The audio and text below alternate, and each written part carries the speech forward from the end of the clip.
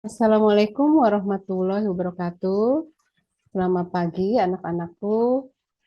Berikut adalah pertemuan kita yang kedua. Ya, setelah pertemuan lalu kita membahas mengenai pola keruangan kota.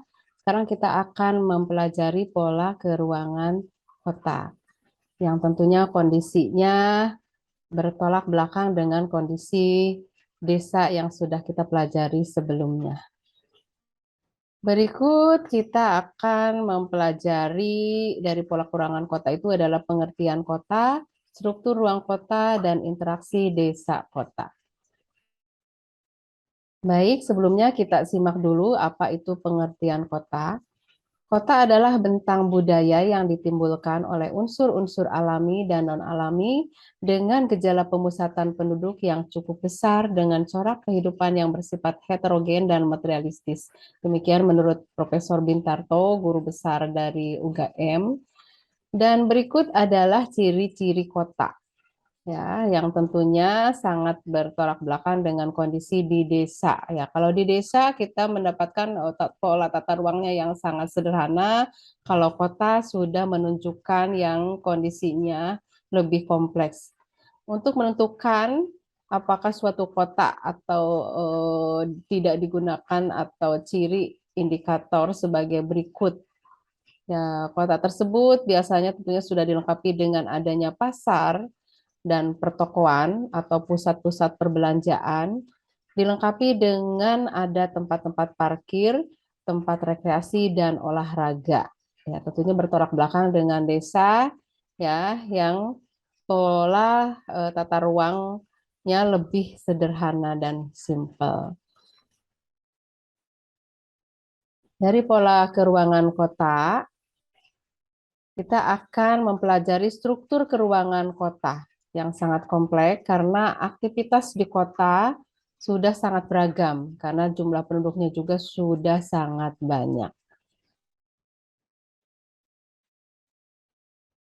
Oke, dalam struktur tata ruang kota harus ada lahan. Lahan tersebut terbagi-bagi untuk perkantoran, pemukiman, pendidikan, pasar, pertokoan, dan pusat-pusat perbelanjaan. Jalur-jalur jalan yang menghubungkan kota dengan tempat-tempat lainnya, juga taman kota, alun-alun, lapangan olahraga, dan tempat-tempat rekreasi.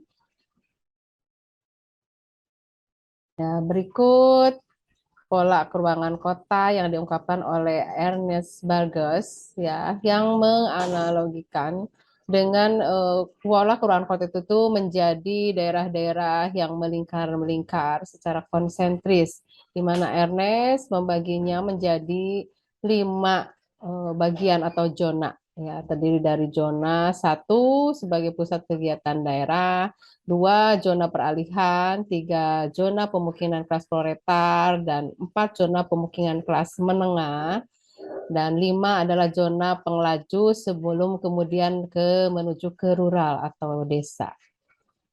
Ya, kita lihat pola teori konsentris dari Ernest Burgess ya, jadi membaginya menjadi 5 zona ya, terdiri dari CBD yang ditandai dengan warna biru, kemudian yang ada di tengah-tengah kota atau pusat kota yang kemudian disebut city, kemudian zona kedua yaitu factory atau industri manufaktur yang biasanya industrinya industri yang ringan ya.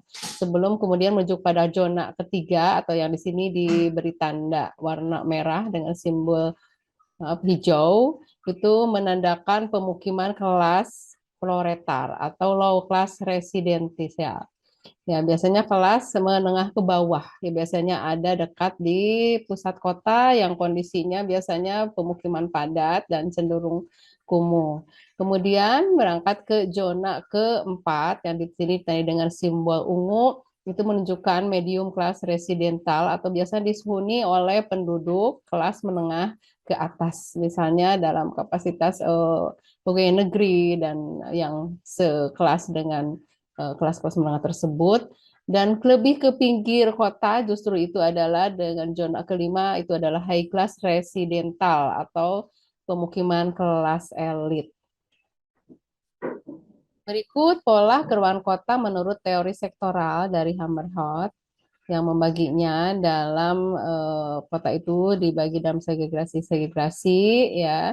Sama di sana ada zona ke satu yaitu zona pusat daerah kegiatan yang kemudian juga bisa disebut dengan pusat atau city. Kemudian kedua ya itu adalah daerah di mana terdapat grosir dan manufaktur keras ringan.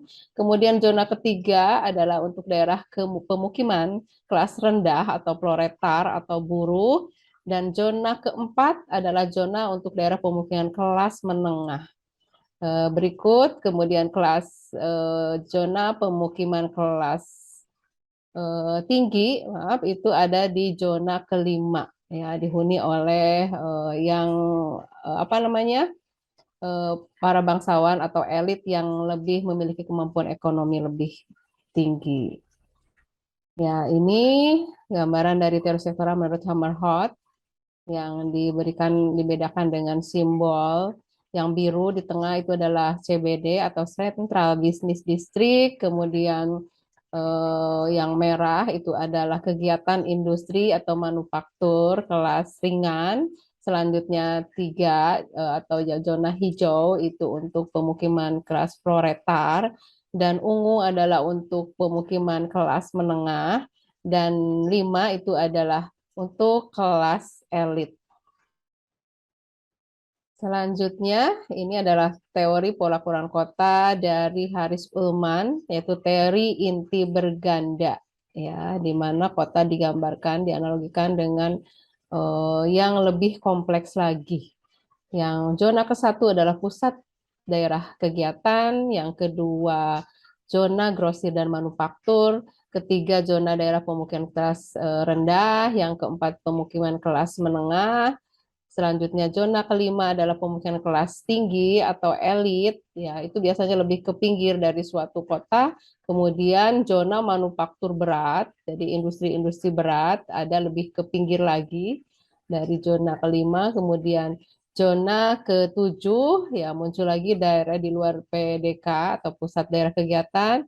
Kemudian zona kedelapan adalah pemukiman suburban.